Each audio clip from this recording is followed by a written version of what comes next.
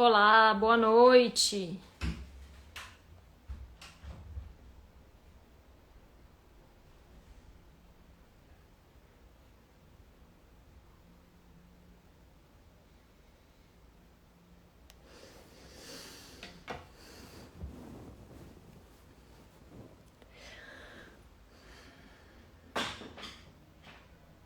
E aí, pessoal? Regina, Aninha, psicanalista, Diego, Vera, Luciano, Vitrine Literária de Contos, Mariana, Luiz, meu querido, tudo bem? Ivan, Regina, Gustavo, Fernando, Souza, Dan, Vânia, Odair, Ricardo. Pessoal, sejam todos muito bem-vindos. Vamos dar aqueles 2 minutinhos pro pessoal ir chegando. Enquanto isso, pessoal, deixa eu dar aqui alguns avisos para quem está chegando agora. Se por acaso você não viu as notificações no Carreira Literária aqui no nosso Instagram hoje, ou se você não recebeu o meu e-mail, que eu enviei há mais ou menos uma meia hora, essa semana é a nossa semana de aquecimento para a Semana do Contista, que vai acontecer a partir do dia 30, quarta-feira da semana que vem. Então, portanto, anotem na agenda, começa quarta-feira da semana que vem. Vamos ter uma semana inteirinha, tá? De quarta a quarta aí de lives, de encontros ao vivo aqui no Instagram e no nosso canal no YouTube, tá? De preferência, inclusive, privilegiem acompanhar por lá, porque lá eu tenho condições de compartilhar a tela, de mostrar slides, tem outros recursos. Então, tá, a partir da semana que vem. Então, quem não é inscrito no canal, já se inscreve agora para não perder as notificações toda vez que uma live estiver prestes a começar. Não deixem também de entrar no nosso Telegram, no nosso grupo VIP no WhatsApp, tá tudo linkado aqui na nossa bio, para que vocês não percam nada, tá? Vai ser uma semana intensa, com exercícios, eu vou ler textos de vocês, eu vou propor exercícios, eu vou compartilhar material por PDF, por áudio. Vai ser uma semana realmente intensa, muito produtiva, mão na massa, pra gente praticar aí esse gênero que apaixona tantos escritores e leitores, que é o conto. E aí, como aquecimento para essa semana, tá? Eu decidi que essa semana inteira eu vou fazer lives todos os dias, 8 horas. Amanhã a Andressa vai fazer no meu lugar, porque eu dou aula para a turma do curso de escrita criativa.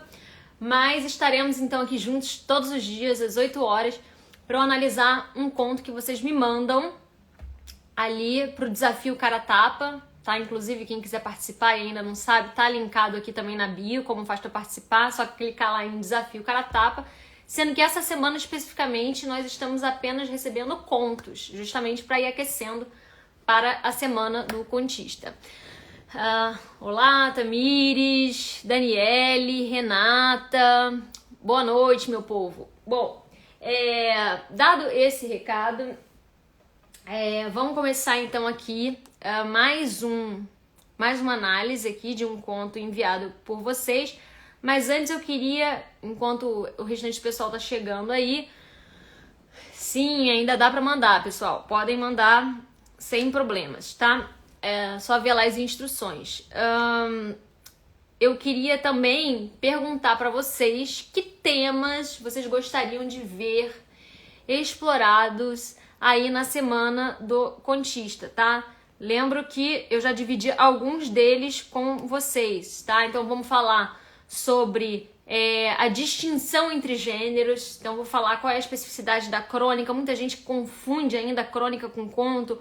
Muita gente não sabe quais são as propriedades do conto, o que de fato distingue essencialmente um conto de um romance, né? Então, o que eu sempre digo, um conto não é um romance mais curto, ele tem propriedades, ele tem qualidades próprias, que que a gente precisa saber. A gente vai desenvolver, vai ver essas técnicas, que elementos são esses aí ao longo da semana do contista.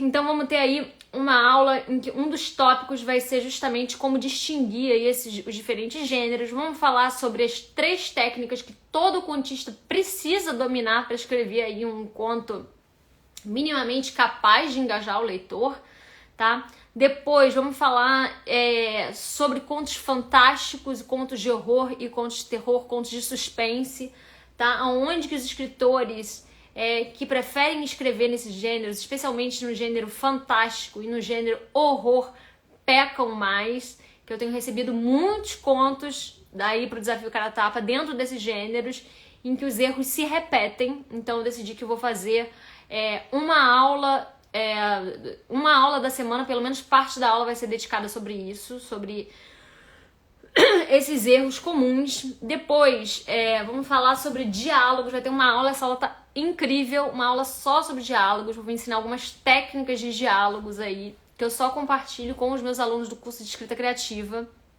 tá?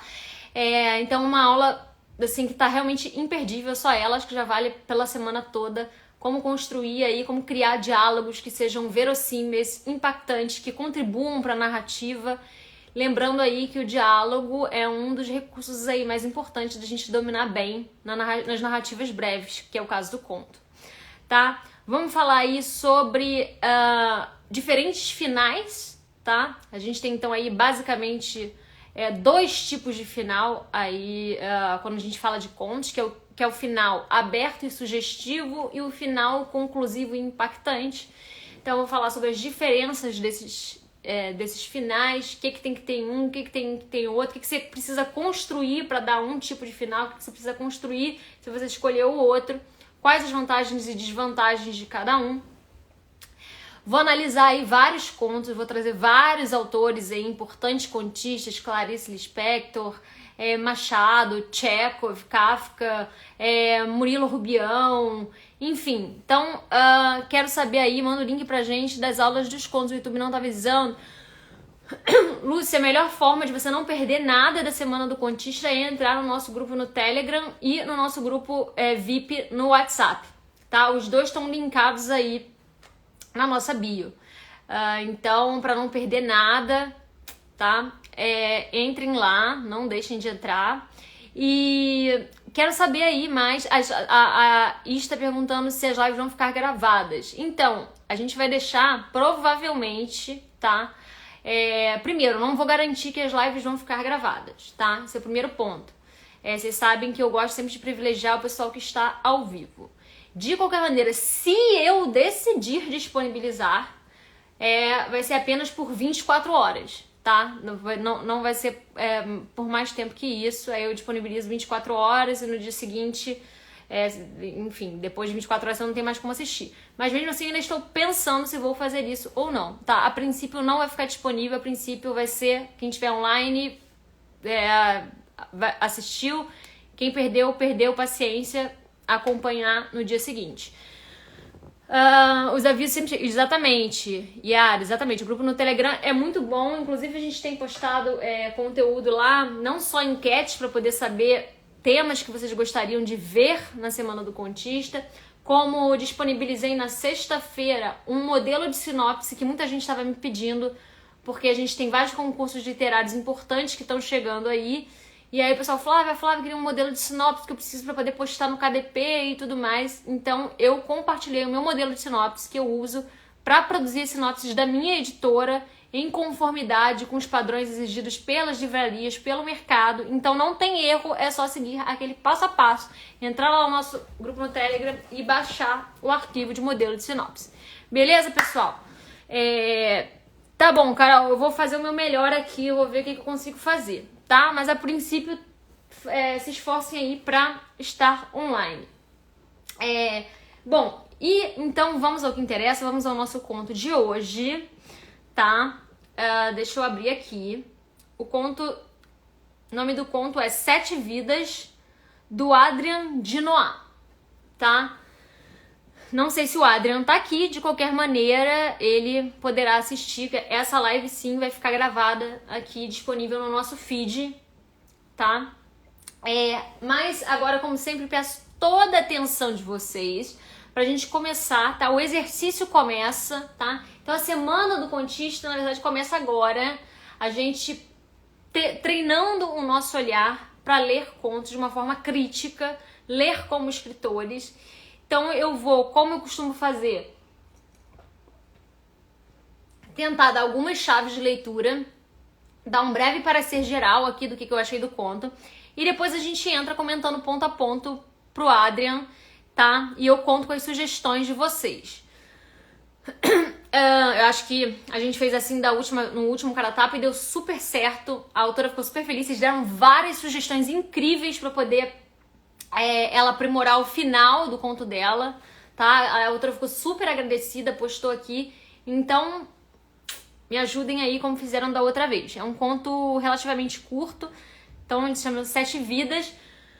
E basicamente a minha sensação sobre esse conto é a seguinte: ele tá subaproveitado, os elementos dele estão subaproveitados. O Adrian, ele escolhe um recorte muito interessante. Vocês vão ver que o grande personagem aqui do conto é um gato. E aí, quem já leu Vidas Secas e se lembra da cena da baleia, da cachorrinha deles, me dá até arrepio quando eu penso, morrendo, né? E o narrador acompanhando ali os últimos suspiros dela. Aquilo é tão comovente, né, que ensina pra gente o quanto que a gente se debruçar sobre recortar determinados elementos pode contribuir aí para provocar emoção no leitor, né? Graciliano Ramos não construiu aquela cena à toa. É evidente que ele estava tentando emocionar, que ele estava tentando criar um momento climático de perda ali daquela família, que representava também todo o sofrimento, né, na seca, no sertão, a batalha daquela família itinerante. Então tem um significado muito grande aquele momento, que é um momento climático do livro de morte da personagem baleia. Então, acho que tô dando aqui um exemplo, o primeiro que me veio à cabeça, né, que é um exemplo bastante emblemático aí para nós que consumimos literatura brasileira. O quanto que a presença de um animal, principalmente de um animal de estimação, um animal doméstico de estimação, pode servir para provocar emoção no leitor. E afinal, a gente já conversou várias vezes aqui o quanto que a emoção, né, que provocar emoção é fundamental, né? Nós, leitores, nos engajamos nas narrativas na maior parte das vezes por isso, buscando nos emocionar, buscando sentir, entrar em contato com os sentimentos que a gente vivencia na nossa experiência. Então o Adrian, ele consegue aqui recortar elementos muito interessantes. O personagem aqui é um gato que ele caracteriza de uma forma muito especial, um gato que bebe cerveja, que faz parte de uma comunidade ali numa cidade do interior, que é uma espécie de personagem dessa cidade do interior. O dono dele tá sempre contando causos. E esse gato, ele sofre tudo que vocês podem imaginar, né? Não é à toa que o conto se chama 7 Vidas. Ele sofre uma porção de acidentes. Então, ele realmente conseguiu recortar um universo e elementos aqui com um potencial de provocar emoção muito grande. Mas, ao meu ver, ele subutilizou esses elementos expressivos, tá? Ele poderia ter construído aqui passagens, se alongado no começo para que a gente pudesse criar mais conexão com esses personagens. E o conto acabou rápido demais, né? Tanto que é um conto curtinho, não que essa brevidade em si seja um problema. Existem contos muito breves que resolvem o problema que colocam e conseguem terminar com muito impacto, mas aqui, ao meu ver, o conto ficou devendo isso, né? Ele recorta uma situação potencialmente emocionante, mas explora pouco isso. Mas vamos lá, vamos pro conto em si. E aí vocês vão me dizer se vocês concordam comigo ou não. Então, 7 Vidas. Era mais uma reunião entre amigos tranquilos de uma cidade pequena, que grande maioria dos habitantes se conhecia. Onde, né, na verdade, deveria ser aqui, grande maioria dos habitantes se conheciam ou tinham algum parentesco. Nos finais de semana, o pessoal se reunia para celebrar a amizade, que acontecia na maior parte das vezes na casa de Rodolfo. Talvez por ele ter um mascote ou porque era o melhor contador de histórias, não tem como saber. De todos ali presentes, sem dúvidas, as histórias de Jurubeba eram as que mais se repetiam pela boca de Rodolfo.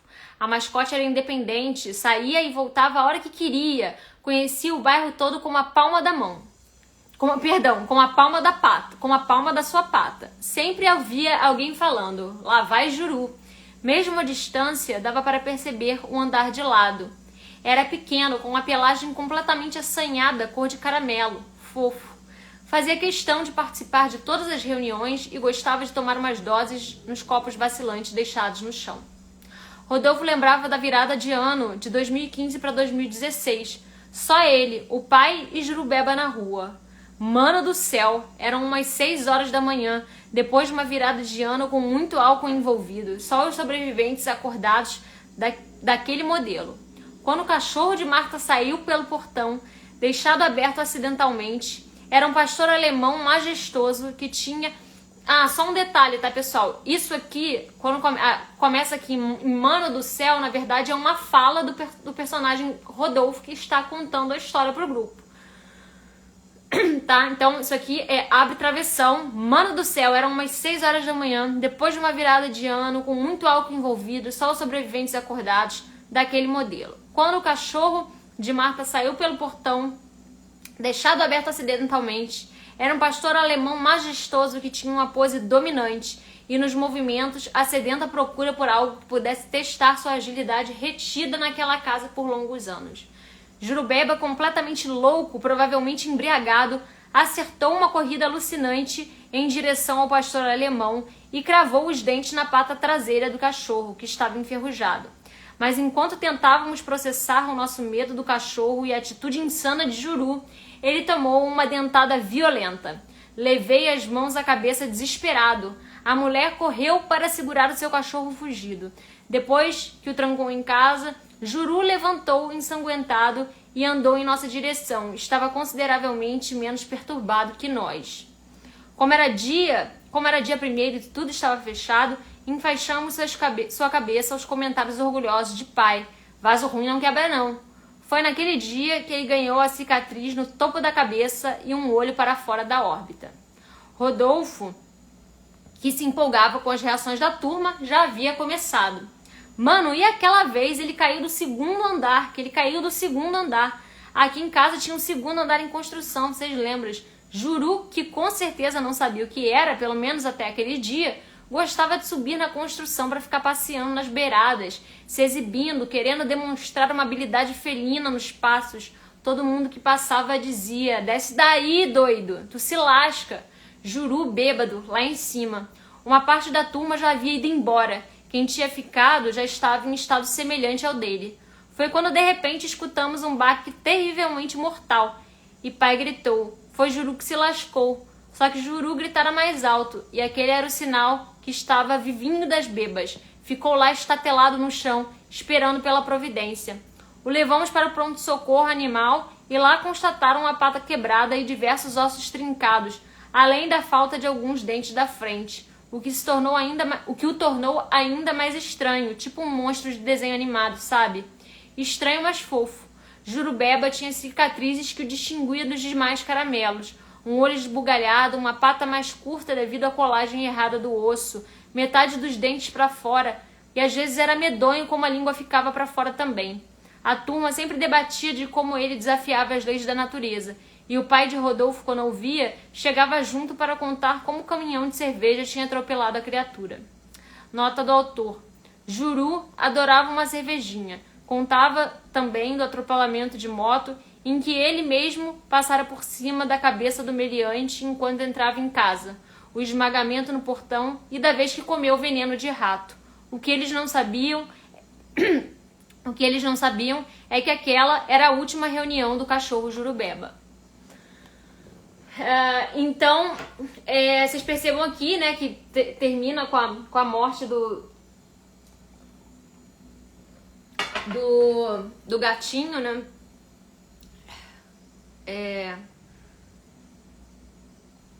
A última reunião do cachorro, não, é do gato, né, gente? Mas enfim, eu acho que aqui o que tá faltando, não sei se vocês concordam comigo, mas o que ficou faltando foi o autor alongar mais, né? Criar mais clima pra essa emoção. Não, exatamente, é gato, né? Do gatinho Jurubeba. Ele chama o tempo inteiro de gato Jurubeba, no final vira cachorro, não, né? É gato aqui. Acho que foi um erro do autor aqui, né? Do Adrian. Então é do gatinho Jurubeba. Mas tá escrito aqui cachorro. Então, bom, faltou, além de uma revisão aqui, que algumas eu tentei ler sem me deter tanto nisso, mas pensando, eu acho que no mais importante, que é a estrutura do conto, Adriade... Não, gente, não é gato, meu Deus do céu, você não chama aqui o bicho de gato? No começo? Eu entendi que era gato aqui, ó.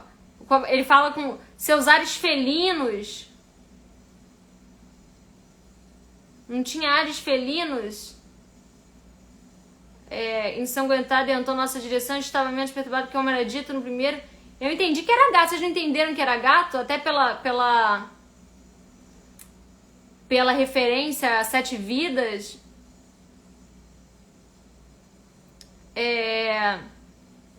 Bom, só consigo lembrar do Joseph Klimts. Faça um trocadilho. Um cão que pensava que era gato. Era cachorro. Então tá. Então era um gatinho, como diria minha filha. Concordo, poderia explorar mais o sentimento. Mas, pois eu também jurava que era gato. Com ares felinos, exatamente. Ele fala com ares felinos aqui várias vezes. Mas enfim, eu acho que mais importante, um cão que age como gato, isso aí, eu acho que esse, por exemplo, isso aí já é um problema, Adrian. Eu acho que tentar criar uma confusão, uma ambiguidade, se é um cachorro ou só um gato, não colabora em nada pro seu conto. Exatamente, quando o conto começou a esquentar, terminou. Eu, a princípio, tinha entendido o gato, mas enfim, você tem que decidir aí, né, se é um gato ou se é um cão, e explorar mais esses sentimentos que a gente desenvolve pelo animal.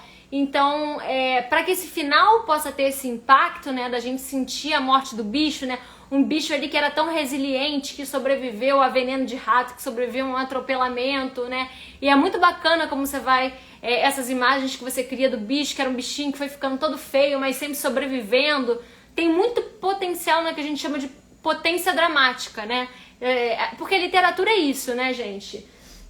Então acho que assim, essa é a primeira lição que eu gostaria que ficasse aqui dessa live, da análise desse conto, que literatura é você encontrar situações de potencial dramático. Como eu disse no começo da live para vocês, não é à toa que Graciliano Ramos decide descrever a morte da cachorrinha da família, né? É um dos momentos mais comoventes, se não o momento mais comovente da história. Por quê? Né? Lembra de quando a gente falou da filosofia da composição do Poe, que ele se perguntou quando ele foi escrever quando ele foi escrever O Corvo, né? O grande poema, o famoso poema de Edgar Allan Poe, que a primeira coisa que ele pensou foi como aquela narrativa, né? Aquele poema tinha que engajar tanto críticos quanto público. Ele precisava que ele tratasse de um tema universal e que fosse um tema eminentemente comovente. Então ele pensou, qual é o tema mais comovente, o que mais mobiliza as pessoas, o que mais provoca emoção nas pessoas? É a morte, né? Então eu vou narrar aí uma história de morte. Uma morte de quê? De uma mulher bela e jovem, narrada pelo seu amante, pelo homem que o amava e que ficou sozinho. Então vocês percebam que toda a escolha literária, ela é uma escolha estética, né? Por isso que a gente diz que ela não é a mera reprodução da vida como ela é, né? Se a gente for reproduzir os momentos da vida como ela é, a nossa literatura vai ficar chata, vai ficar enfadonha, porque a maior parte do nosso dia, né, é de coisas rotineiras e pouco interessantes. Então a literatura consiste, né, em primeiro lugar, em você recortar algo da realidade, por mais singelo que possa ser, como aqui a vida de um animal vira-lata, né? Mas por mais singelo que possa ser, que tem uma potência de comover o leitor. Então Poe estava bastante consciente disso quando escolheu falar sobre a morte de uma mulher jovem. Então isso é a primeira questão que a gente tem que pensar, especialmente no conto, né? No conto a gente precisa circunscrever, recortar algum elemento que seja potencialmente comovente, né? Que tenha essa potência dramática. E isso o Adria consegue fazer aqui, né? Ele recorta aqui elementos que são potencialmente comoventes. Um animal que vive ali, que é importante para aquela comunidade,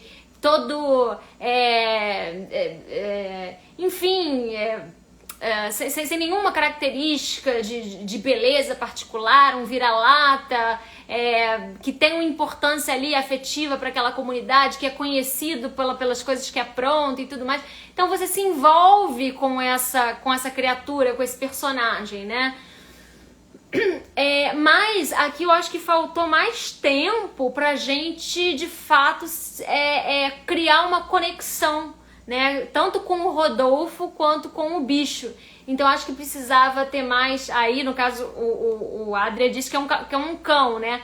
Então, se é um cão, melhor ainda, porque aí você pode explorar a relação do animal com o dono, né? Que é mais forte, em geral, costuma ser mais forte nos cães do que nos gatos, que são mais independentes e tudo mais.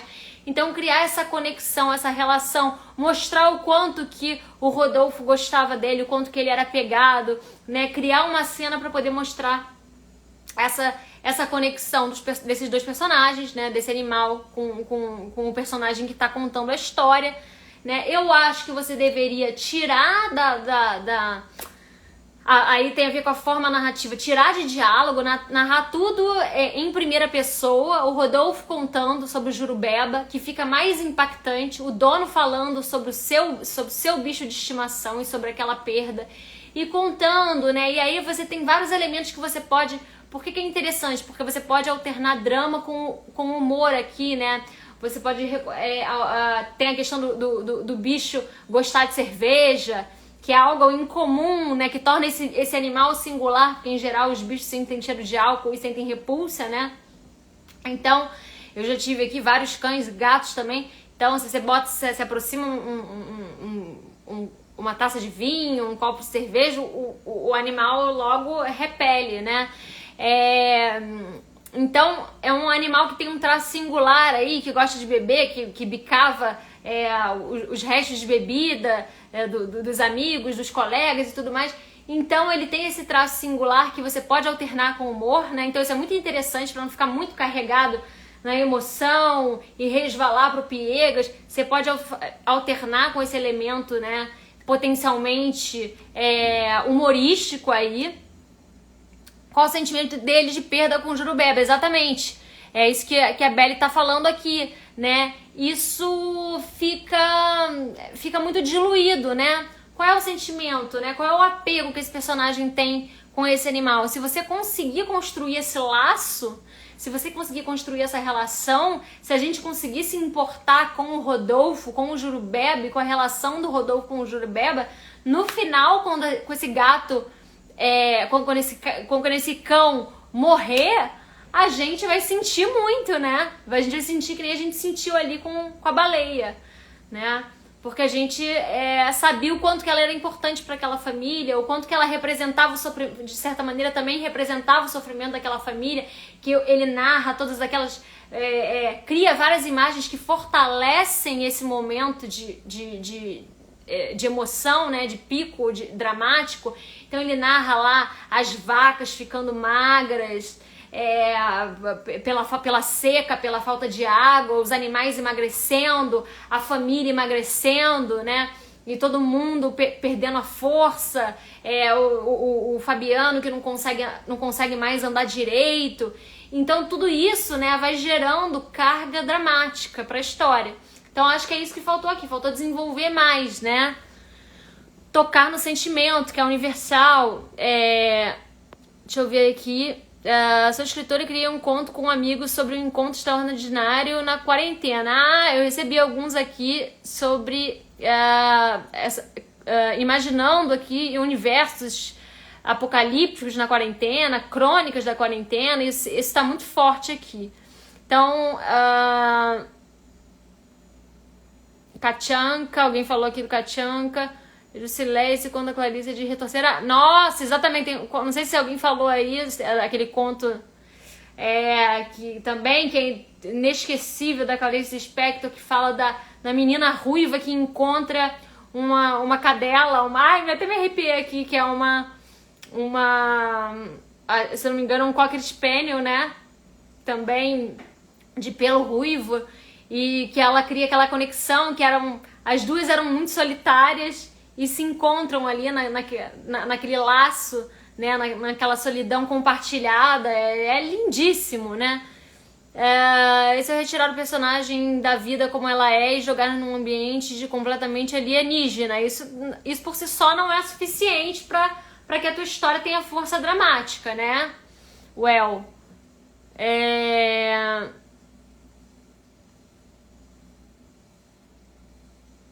Mas é possível contar uma realidade sim. Sim, com certeza. Totalmente.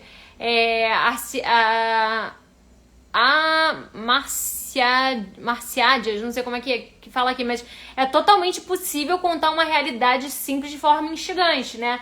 Durante a Semana do Contista a gente vai ver isso, né? Vai ver como que a gente pode partir de uma realidade extraordinária, como a gente pode partir de uma realidade simples, né? Como acontece nos contos do Chekhov, nos contos da Clarice, né? O que vale ali é a banalidade, mas não significa que na banalidade não exista poesia, né? Mas o recorte da realidade precisa ser um recorte poético, precisa ser um recorte estético, precisa ser um recorte com força dramática. Não é à toa que Clarice Lispector vai falar de uma menina solitária que encontra um vínculo e que encontra forças para encontra seu lugar no mundo na relação com esse animal. Olha, isso é lindo, né? Então, duas pessoas que se encontram na sua solidão, né? Da mesma maneira que aqui, ele consegue recortar um elemento potente, né? Então, essa é a primeira questão que a gente tem que avaliar num conto. O autor consegue recortar um elemento potente que pode ser literariamente explorado? Se eu vou falar da minha geladeira, ou falar de que eu fui na esquina e quebrei o pé. Isso pode ser no máximo uma crônica, mas ele não tem potencial literário para ser um conto, né?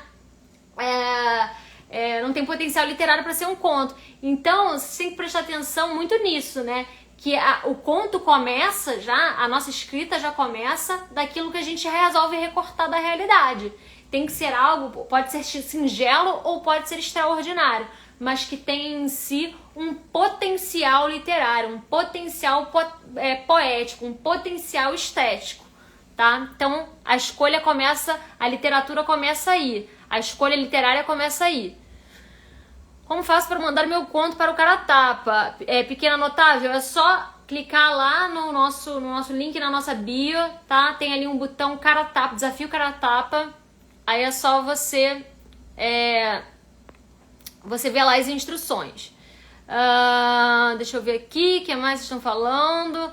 A moda cachorra baleia comovente, exatamente, é lindíssimo. Inclusive funciona como um conto, né? Não precisa nem ler o romance inteiro. Bom, se mandou pro e-mail certo eu recebi, pessoal. Só que eu não confirmo o recebimento, tá? Não tem como confirmar o recebimento. Se mandou dentro dos padrões, seu conto tá concorrendo. O desafio Cara Tapa essa semana vai ser todos os dias. E depois, todos esses contos que estão aí nesse banco de dados, eu posso usar eles a qualquer momento, na segunda ou na quinta-feira, para poder fazer a análise. Também não é meu estilo favorito de conto, mini contos são efêmeros, mas acho que o recorte dele ficou muito bom. Num texto mais longo, acho que a gente exatamente. Então, né, faltou aqui alongar. Pode explorar cada um desses acidentes, por exemplo, com um animal, explora mais essa situação, né, explora mais a situação desse animal em um desses acidentes, essa briga com o pastor alemão, ou o dia do veneno de rato, cria suspense no leitor. Caramba, será que ele vai morrer com esse veneno de rato, né? E de repente o título poderia até mudar para não dar tanta pista, né, do que vai acontecer. Mas tá faltando. O que tá faltando aqui é alongar, né? Tá faltando encorpar esse conto aí para criar mais conexão com os personagens, com o Rodolfo, com o animal e especialmente mostrar a relação dos dois, né? Porque para que a perda ao final comova o leitor. Então, eu lembro aqui de um conto fabuloso de um autor que é aluno meu da pós-graduação. Eu até pedi para ele me mandar o conto, que eu queria ler um trecho aqui para vocês, mas infelizmente não consegui a resposta dele a tempo. O Paulo Henrique, e ele tem um conto que é a coisa mais linda, tá? E trágica, comovente, e forte, e dilacerante, sobre um cachorro também. Eu vou contar aqui a premissa para vocês verem se não é uma premissa inspiradora, né? E forte. Qual é o drama lá do conto, do PH? Também é a história de um cachorro com uma família. Esse cachorro, um belo dia, essa família resolve adotar esse cão. Acho que o filho mais novo, que era mais solitário, resolve adotar esse cão. Só que logo que eles adotam o cachorro começa a demonstrar um temperamento violento. E aí eles tentam fazer de tudo para poder o cachorro se acalmar, tentam colocar ele para conviver com outros cachorros, tentam prender o cachorro, tentam deixar o cachorro solto. E aí, enfim, o cachorro começa a dar problemas na vizinhança, porque ele, se eu não me engano, quase morde uma senhora. Agora não me lembro exatamente por menores, mas ele começa de fato a se mostrar ameaçador para a vizinhança. E aí entra o dilema moral desta família. O que nós vamos fazer com esse cachorro? Vamos mandar sacrificar? O que a gente pode fazer? Ele está colocando em risco a vida da comunidade e a vida da própria família, né? Porque tinham crianças ali, o cachorro podia... E aí como é que fica, né? Olha o dilema moral que ele consegue colocar. Cara, o que a gente vai fazer agora com esse cachorro, né? E aí o próprio veterinário fala assim, isso não tem solução. Não tem solução, a gente precisa sacrificar. Precisa sacrificar o animal, tragam aqui para que o animal não sofra. E aí fica naquela história, e aí a mãe, se eu não me engano, alguém da família fala, não, isso é muita crueldade, não posso fazer isso, a gente vai dar um jeito, e fica naquele dilema. A própria família começa a entrar em dissenso e tudo mais, até que no final das contas o patriarca leva o cachorro e dá vários tiros no cachorro e mata o cachorro de uma forma cruel, extremamente cruel, e mata ele porque ele vai construindo, né? Como que esse patriarca vai ficando com raiva, porque ele começa a dar problema com os vizinhos, começa a dar problema dentro da própria família, e o cara começa a ficar com aquela raiva, cada vez com mais raiva, e acaba matando o cachorro da forma mais cruel, e aquilo faz ele se sentir mais homem e tudo mais. Então, assim, o conto é de arrepiar, porque ele conseguiu levar aquela situação ao limite, né? Ele conseguiu recortar uma situação extremamente envolvente, né? Que é colocar em questão o nosso afeto com os animais, vamos colocar um dilema moral, porque como é que a gente faz? O animal é violento, o que você vai fazer? E como é que você vai fazer para fazer isso de uma forma que não seja cruel, né? Ou que seja o menos cruel possível. E aí tem toda, né, no final tem esse nocaute de que o próprio cara vai lá e mata o cachorro da forma cruel, né? Então, tá sem áudio aí, pessoal? Tem potência machados ou até linha e agulha, exatamente. Não, depende. Eu acho que não. Pode até ser que tu tenha potencial estético, mas algumas coisas têm mais potencial estético do que outras. E vai muito também, né, da questão da forma, né? Mas eu não concordo, não, de que tudo tenha o mesmo potencial estético. O próprio Paul vai defender essa ideia lá no ensaio dele, a filosofia da composição, né? Existem temáticas, existem elementos com mais potencial estético do que outros, né? Não é à toa que na literatura se fala tanto sobre amor, que se fala tanto sobre perda, que se fala tanto sobre morte, que se fala tanto sobre... que se encena a morte, que se encena a perda, porque são temáticas que têm potencial, né, que tem em si potencial para comover. Agora é evidente que a forma, o quanto vai comover, o que você vai fazer com isso, vai depender da habilidade do leitor, do autor de escrever, né? Porque literatura não é só história, não é só tema, é a forma de você contar, é a forma de você encenar aquilo, né? Mas eu não concordo não que qualquer coisa tem o mesmo potencial estético. Você falar sobre, sei lá, um celular não tem o mesmo potencial estético que você falar sobre o fim de um relacionamento, o mesmo potencial dramático, né? É claro que na mão de escritores extremamente habilidosos, elementos aparentemente antiliterários podem se tornar literários, mas é um desafio ainda maior, né?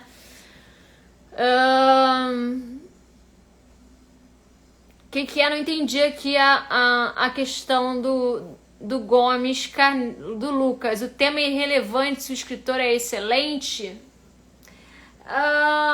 Então, não tendo a concordar com isso não, né? Como eu disse aqui, eu acho que existem temas e existem elementos que são potencialmente mais literários e mais comoventes do que outros.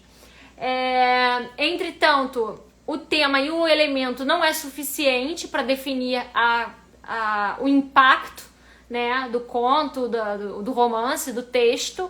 Não é suficiente, né? Vai depender da habilidade do escritor.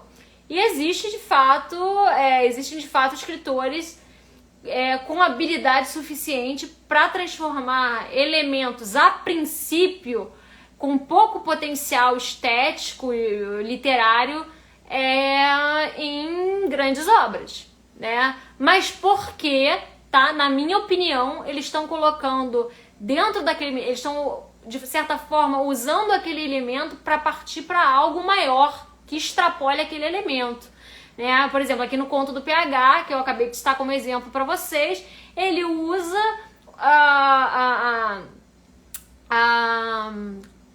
esse dilema, o dilema, a premissa de um cachorro que é adotado, um cachorro violento que é adotado por uma família, para falar sobre para falar sobre as relações familiares, para falar sobre as relações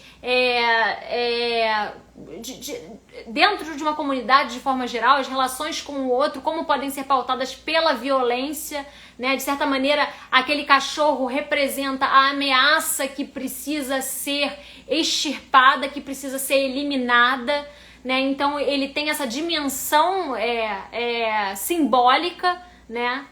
Que nas mãos de um escritor habilidoso, né? Um simples elemento pode ganhar uma dimensão simbólica que extrapole, né?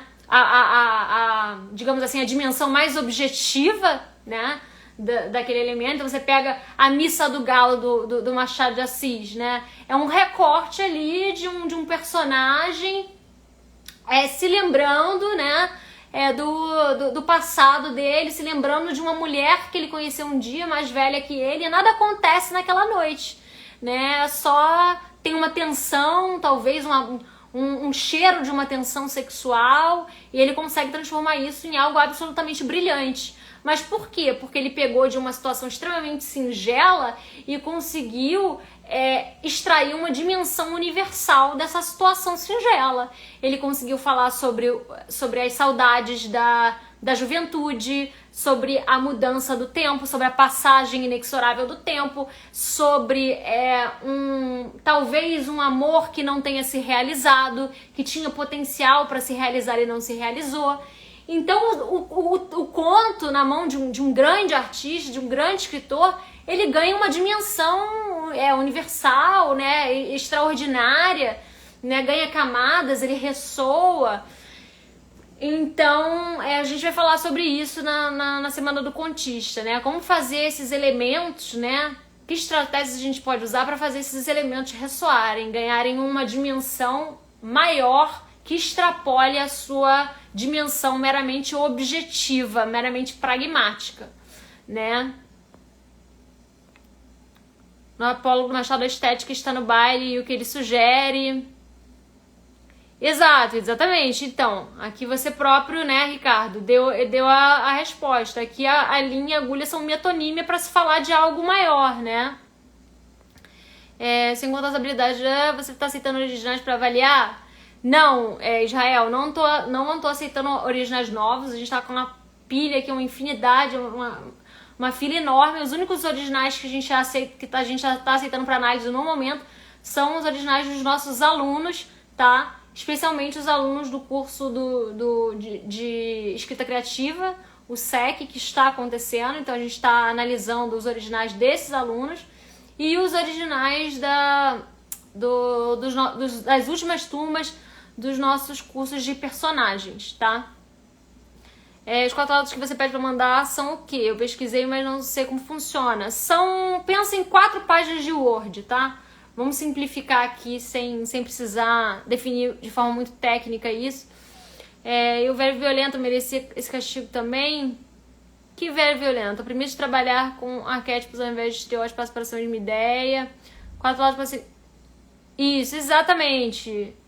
Juscelia, obrigada aí. Eu também adoro os contos da Lígia. O dilema pode ser considerado ponto de virada de um conto? Não, o dilema não é o ponto de virada, né? O dilema é a situação, é a premissa que permeia todo o conto, né? Ou todo o romance. Animais que conversam com humanos, o que você acha? Pode funcionar, pode não funcionar, depende. O necessário é encontrar um equilíbrio entre os recursos estéticos? Acho que sim, João, eu acho que sim. A gente vai falar muito sobre isso na nossa Semana do Contista, né? Porque existem vários recursos estéticos pra gente usar, né? Você pode usar, em certos momentos, privilegiar o ritmo, em certos momentos, privilegiar a carga informativa, em certos momentos, privilegiar a emoção, em certos momentos, dar toques de humor, enfim, e dependendo do gênero também, o que você quer explorar. Se você tá escrevendo um conto de suspense, de horror, naturalmente você vai privilegiar o suspense, o horror. Mas eu acho que a gente tem que ter muito cuidado, né, com isso que você tá falando. Eu acho muito importante esse equilíbrio, né? Porque se você fica, por exemplo, se o leitor, né, se o bom leitor, ele começa a perceber em certos momentos que você tá apelando, usando sempre o mesmo recurso, né? Como é o caso, por exemplo, não sei se vocês já tiveram essa sensação lendo algum livro, né? Se vocês já tiveram essa sensação lendo algum livro, eu quero que vocês me digam aí com que livro vocês tiveram essa sensação. Mas uma sensação que o autor tá apelando ali do outro lado. Por exemplo, que ele tá tentando te comover a todo custo. Aí ele quer emocionar mais do que aquela situação ali dá material para emocionar. Aí ele fica apelando, né, no discurso, faz o apelo sentimental, exagera na carga dramática. E aí fica, ao invés de provocar emoção, ele acaba provocando um sentimento de piegas, suando clichê, suando piegas, suando melodramático.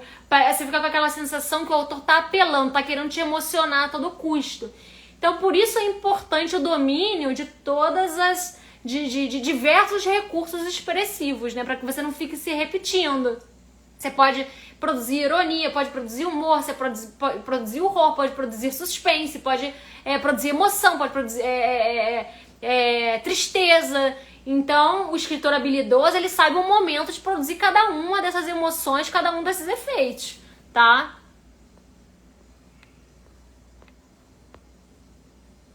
Opa, Tony, tudo bem? Que é muito intrigante no conto, estende conflito, perfeito. Josafa tá falando aqui do Capote, né? Que é uma novela, às vezes considerada um conto também do Gogol, que é um dos meus contos favoritos de toda a vida, uma obra-prima. Leiam aí, e ele trabalha muito bem isso que a gente tá falando aqui, né? O quanto que você precisa se apegar primeiro ao personagem para depois sentir a perda junto com ele, né? A situação que ele cria, o apego, né, o valor que ele dá àquele casaco, né, que ele mostra o personagem indo naquele casaco para depois fazer ele perder, para que faça sentido, né, para que a gente sinta com ele a perda. Então você precisa sentir junto com o teu personagem a perda. De contista, eu recomendo Clarice, Lígia, Machado, Paul, Nelson. Opa, maravilha, Zambuja. Estando sec é muito bom. Poxa, Márcia, que bom. Feliz demais. Que bom, Marias. Poxa, obrigada, pessoal. Obrigada aí. Agora inscrições pro SEC só ano que vem, pessoal, em janeiro, tá? Mas ao final da semana do contista a gente vai abrir vagas para o nosso curso de contos, tá? Vai ser a última turma de escrita de contos também do ano. Então acompanhem aí a semana do contista para ver se interessa a vocês. Livro do Nicolas Paz, sim, excesso de técnico, final de A Culpa das Estrelas, alguém falou isso, eu também sinto uma coisa, uma tentativa de emocionar a todo custo. O primeiro livro da Sophie Love não conheço, Jennifer. O Mal tá dizendo aqui, por isso eu gosto do Rubem Fonseca. O Rubem Fonseca, ele é o oposto, né? Ele é seco, né? E um escritor muito reforçado, sabe provocar ironia, provocar, sabe chocar, né? Sabe provocar incômodo, desconforto, indagações, dilemas morais. Mesmo não negando a qualidade, não gosto de Minha Conta porque acha que ele abusa de uma linguagem metafórica. Eu concordo 100% com ela, Carol. Eu acho que ele é um escritor apelativo, o Minha Couto. Eu reconheço que ele tem coisas bonitas, tem contos dele que me convencem, mas eu acho ele um escritor apelativo. Ele abusa da metáfora, ele quer comover a todo custo. Os recortes são sempre os mesmos. São aqueles elementos que você já sabe que são recortados para comover o leitor. Então, eu acho que tem que ter um balanço nisso aí, né? Os grandes escritores sabem disso, né? Que esse apelo o tempo inteiro, né? Ao lado, a emoção mais fácil não é o melhor caminho. A gente pode usar isso, mas usar sempre, né, mostra que é um escritor pouco recursado. A Caçador de Pipas, pra mim, é isso, que é piegas em alguns momentos, concordo. Lopes, tem bons momentos? Tem. Consegue comover? Consegue, mas às vezes é pelo caminho mais fácil. Tô totalmente de acordo. Ele, na verdade, era muito seco. Exatamente. Estou fazendo SEC, ainda viajando, mas chego lá, não é pessoal da turma lá. Legal. Ainda viajando, Ernesto? Não é a hora mais de estar viajando, meu caro. E como funciona a virada num conto intimista? Bom, primeiro que o conto não precisa ter virada, né, Arruda? O conto, ele não precisa ter virada. O conto, ele pode... Na verdade, ele, em geral, ele não tem, né? Ele tem simplesmente um clímax e um desfecho. Que, como a gente vai ver semana que vem, pode ser aberto ou fechado. Mas ele tem um clímax e um desfecho. Ele não tem, em geral, ele não tem ponto de virada. Ele pode ter, mas não é fundamental, tá? E se eu omitir a exposição da emoção, quiser revelar essas emoções através dos atos e reações personais? Esse é o ideal, né? Esse é o ideal, é você não direcionar a emoção pro seu leitor. Você não precisa lá ficar ali, né, como se fosse uma voz oculta dizendo, leitor, agora você tem que se emocionar. Eu quero muito que você se emocione agora. Ai, meu Deus do céu. Não, o ideal é que você encene, né? E se você for um bom escritor, aquilo que você está ensinando será material suficiente para comover o seu leitor. É isso aí mesmo que você está falando. Estou escrevendo conto em que uma personagem comete suicídio após matar em seu macaquinho de estimação. Me vejo escrevendo cerca de 40 páginas para evocar a emoção que acho coerente. Maravilha! Então você já tem uma ideia do que você quer, do que você quer fazer. E de fato, né, é algo que você vai precisar desenvolver, né? Porque como que a morte de um bichinho pode levar alguém a cometer um ato radical? Você precisa convencer o leitor, né, de por que aquele personagem faria isso. Então você tá certa, né? Ou tá certo, né? Ou tá certo, né, Dan? Você precisa de tempo para desenvolver isso. Gogo é divino, é maravilhoso. Não vejo a hora de fazer o SEC, legal. É sensacional que o Mano de Rosa faz a terceira mar. Não, é maravilhoso. A gente vai analisar esse conto na semana do contista também. Legal, pessoal. Não, e Conca, eles são cursos independentes, tá? O curso de escrita criativa é um curso de oficina, que a gente se encontra semanalmente para desenvolver os projetos, para propor exercícios em aula, tá? E o curso de contos é um curso de aulas gravadas, em que a gente ensina todas as técnicas de contos e passeia por todos os gêneros, tá? Contos de humor, contos de horror, contos de fantasia, de ficção científica, falamos sobre as diferenças entre contos clássicos e contos modernos, enfim, é um conteúdo bastante complexo aí, fora os bônus que vai ter nessa edição, que eu sempre, a cada edição eu proponho bônus diferentes, então tem uns bônus bem legais nessa edição, então quem tem interesse aí, fica ligado aí na Semana do Contista, tá? Mas pode participar, primeiro do de contos e depois de escrita criativa, ou o contrário, alguns começam fazendo de escrita criativa e depois fazem de contos, depende muito. Venha ver o pôr do sol, é fantástico. Pessoal,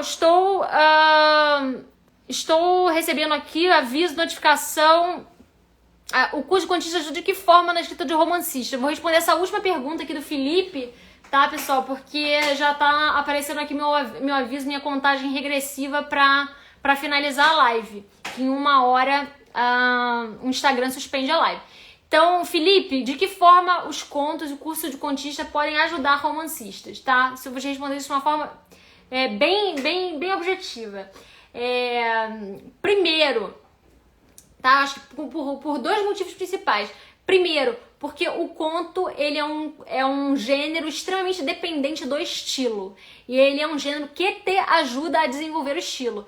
Então, tudo que você vai aprender no curso, né, e que você vai ver aqui ao longo da Semana do Contista, eu já vou introduzir, né, esses temas e esses recursos para vocês, é extremamente útil. Dominar as técnicas do conto é extremamente útil para você se recursar como um escritor com um estilo próprio, né? Então ele te permite passear por vários gêneros diferentes, pela brevidade da leitura, a sua educação, educar o seu olhar, né? E a sua escrita como contista vai te recursar estilisticamente para você escrever romances com mais assinatura, com mais potência, com mais singularidade. Então, volto aí a sempre repetir que o maior problema dos textos que eu recebo hoje é a falta dessa assinatura. Às vezes o escritor tem uma boa história para contar, mas ele não sabe contar com estilo, ele não sabe contar se utilizando de recursos expressivos. O conto é extremamente eficiente para sublinhar esses recursos expressivos que a gente precisa dominar como escritor. E depois, porque o conto, como a gente vai ver na semana que vem também, é extremamente importante o domínio da síntese dramática, né? Porque ele é um gênero breve. Então, ele nos recursa, né, nesse sentido. Ele ensina a gente a dominar, a como sintetizar, a como escrever de forma mais coesa, a como recortar elementos expressivos no nosso texto. Então, eu posso dizer com experiência própria, né, que eu comecei escrevendo, me interessando por literatura, lendo contos e poesia. E eu recomendo essa incursão tanto no universo do conto, tanto no universo da poesia, para quem é romancista, que com certeza nós seremos romancistas melhores se passearmos por esses gêneros, tá? Pessoal, é isso então. Obrigada aí pela presença de vocês. Amanhã temos mais cara a tapa. Amanhã vai ser com a Andressa. Na quarta-feira eu volto. Espero que vocês tenham gostado aí da análise do conto de hoje, que tenha trazido reflexões interessantes. E eu espero vocês amanhã e ao longo de toda essa semana aí, pra gente já ir aquecendo as turbinas para nossa Semana do Contista, que começa semana que vem, tá? Eu vou, de repente, tentar algum dia trazer um conto conhecido, ao invés de um conto do cara tapa. Enfim, tô pensando aqui em algumas novidades para a semana, mas não deixem de comparecer e de se inscrever aí no canal do Carreira Literária, tanto no Instagram quanto no WhatsApp, para ficar sabendo das lives na hora. Beleza, pessoal? Beijo grande, queridos. Até amanhã.